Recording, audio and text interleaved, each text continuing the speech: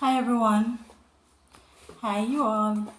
Welcome back to Karen Vibes, reading for the mature audience. So we are back again today. Hope you're all doing okay. So we're just gonna get straight into it. Straight into it. Cause we want to finish this book, guys. We want to finish this book. And I know I don't tape up the cover yet, There's so much stuff doing, and I try find the time and remember to do it when I go. Alright, so the name of our book is Flowers in the Attic, written by Virginia Andrews and narrated by me, Karen.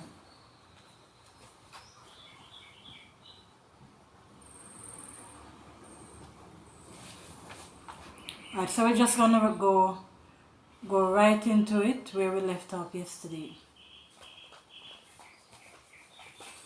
We read so much aloud. Sorry, so we're still at chapter 13 and we're just reading from where we left yesterday. We read so much aloud, sang so much. Both Chris and I grew hoarse and half sick ourselves with fatigue. We prayed every night, down on our knees, asking God to make our twins well again. Please, God, give them back to us the way they were.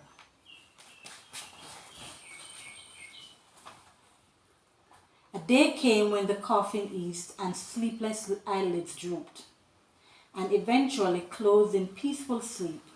The cold, bony hands of death had reached the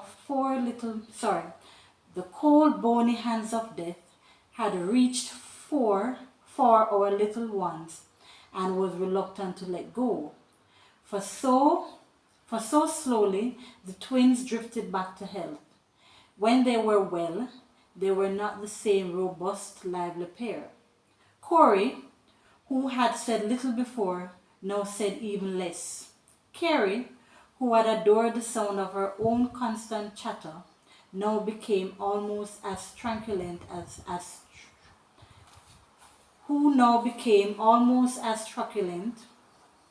as Corey.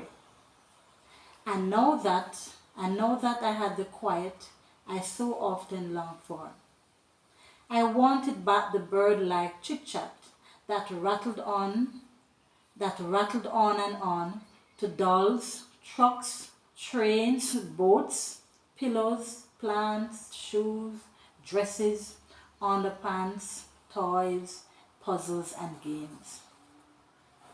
I checked her tongue, and it seemed pale and white. Fearfully, I straightened to gaze down on two small faces side by side on one pillow. Why had I wanted them to grow up and act their proper ages? This long illness had brought about instant age. It put dark circles under their large blue eyes and stole their healthy color. The high temperatures and the coughing had left them with a wise look.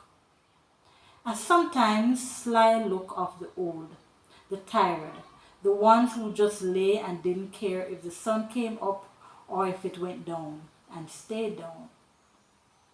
They scared me. Their haunted faces took me into dreams of death. And all the while the wind kept blowing. Eventually, they left their beds and walked about slowly. Legs once so plump and rosy and able to hop, jump, and skip were now as weak as thin straws. Now they were inclined to only creep instead of fly, and smile instead of laugh. Wearily, I fell face down on my bed and thought, and thought, and thought, and thought. What could Chris and I do to restore their babyish charm? There was nothing either he or I could do, though we would have given our health to restore theirs. Vitamins, pronounced Mommy when Chris and I took pains to point out the unhealthy differences in our twins. Vitamins are exactly what they need, and what you too need as well. From now on, each one of you must take a daily vitamin capsule. Even as she said this, her slim and elegant hand rose to fluff the glory of her beautifully coiffed, shining hair.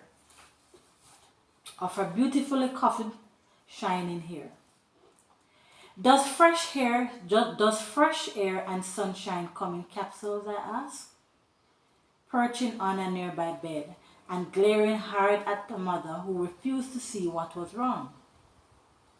When each of us has swallowed a vitamin capsule a day, will that give us the radiant good health we had when we lived normal lives and spent most of our days outside?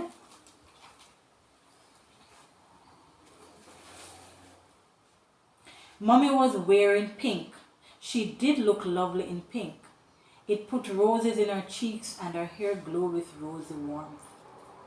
Kathy, she said, tossing me a patronizing glance while she moved to hide her hands. Why do you persist in making everything so hard for me? I do the best I can. Really, I do. And yes, if you want the truth, in vitamins you can swallow the good health the outdoors bestow. That is exactly the reason so many vitamins are made.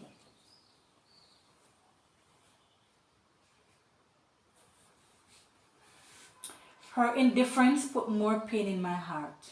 My eyes flashed over to Chris, who had bowed his head low, taking all this in, but saying nothing. How long is our imprisonment going to last, Mummy? A short while, Kathy. Only a short while. Longer. Believe that. Another month? Possibly. Could you manage somehow to sneak up here and take the twins outside, say for a ride in your car? You could plan it so the servants wouldn't see. I think it would make an immense amount of difference. Chris and I don't have to go. She spun around and glanced at my older brother to see if he were in this plot with me. But surprise was a dead giveaway on his face. No, of course not. I can't take a risk like that. 8 servants work in this house, and though their quarters are quite cut off from the main house, there is always someone looking out a window, and they would hear me start up the car. Being curious, they looked to see which direction I took. My voice turned cold. Then, would you please see if you can manage to bring up fresh fruit, especially bananas? You know how the twins love bananas, and they haven't had one since we came. Tomorrow I'll bring bananas. Your grandfather doesn't like them. What has he got to do with it? It's the reason bananas are not purchased. You drive back and forth to secretarial school every weekday. Stop yourself and buy the bananas, and more peanuts and raisins. And why can't they have a box of popcorn once in a while? Certainly, that won't rot their teeth. Kathy really upset. Yeah, sister, she upset. Pleasantly, she nodded and verbally agreed. And what would you like for yourselves? She asked. Freedom, freedom. I want to be let out. I'm tired of being in a locked room. I want the twins out. I want Chris out. I want you to rent a house, buy a house, steal a house, but get us out of this house. Kathy, she began to plead, I'm doing the best I can. Don't I bring you gifts every time I come through the door? What is it you lack besides bananas? Name it. You promised we'd stay up here but a short while, and it's been months. She spread her hands in supplicating gesture. Do you expect me to kill my father? Numbly, I shook my head. You leave her alone. Chris exploded the moment the door closed behind his goddess. She does try to do the best she can by us. Stop picking on her. It's a wonder she come to see us at all. What with you riding her back? With your everlasting questions like you don't trust her.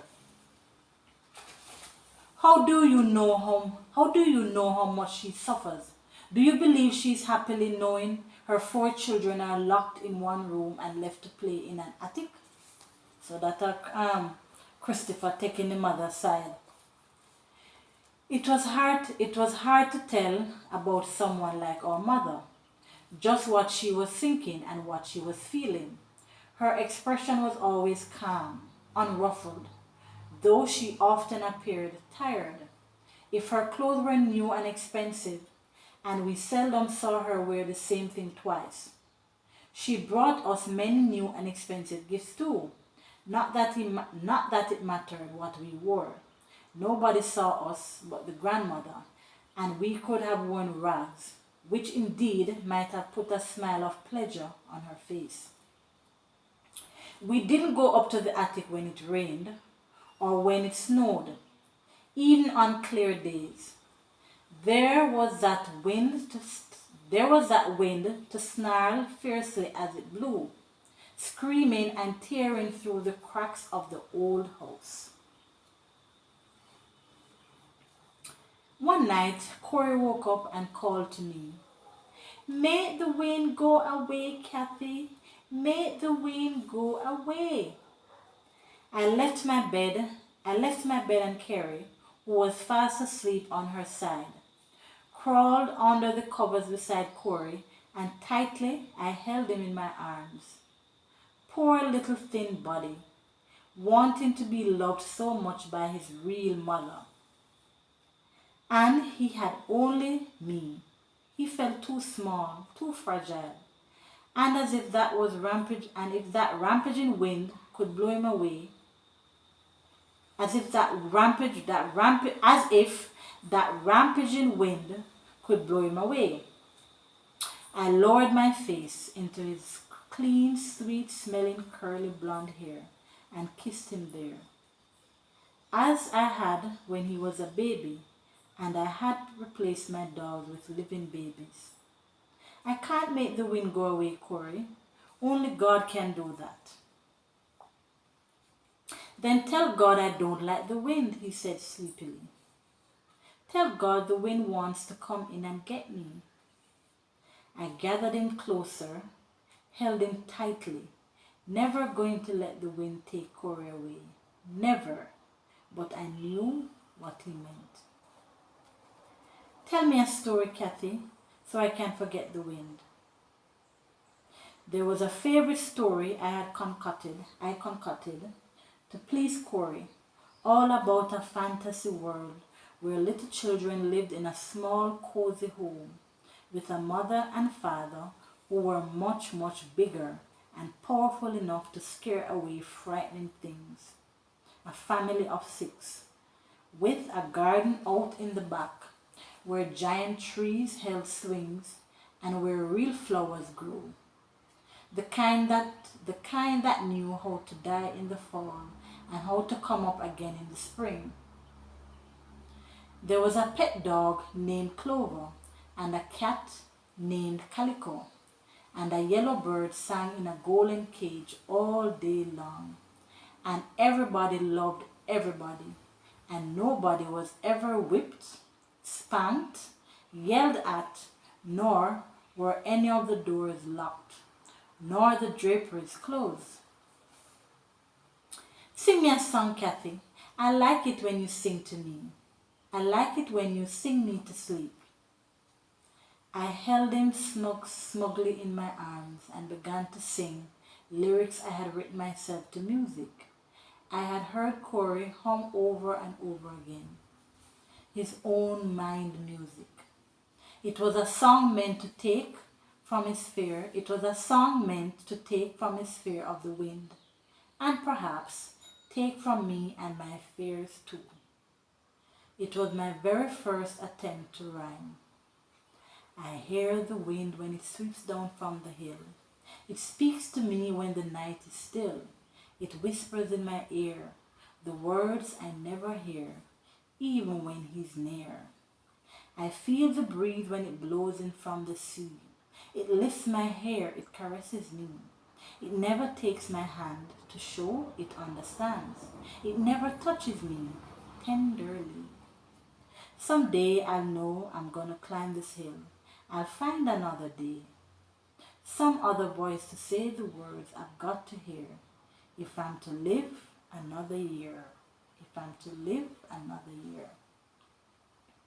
And my little one was asleep in my arms, breathing evenly, feeling safe.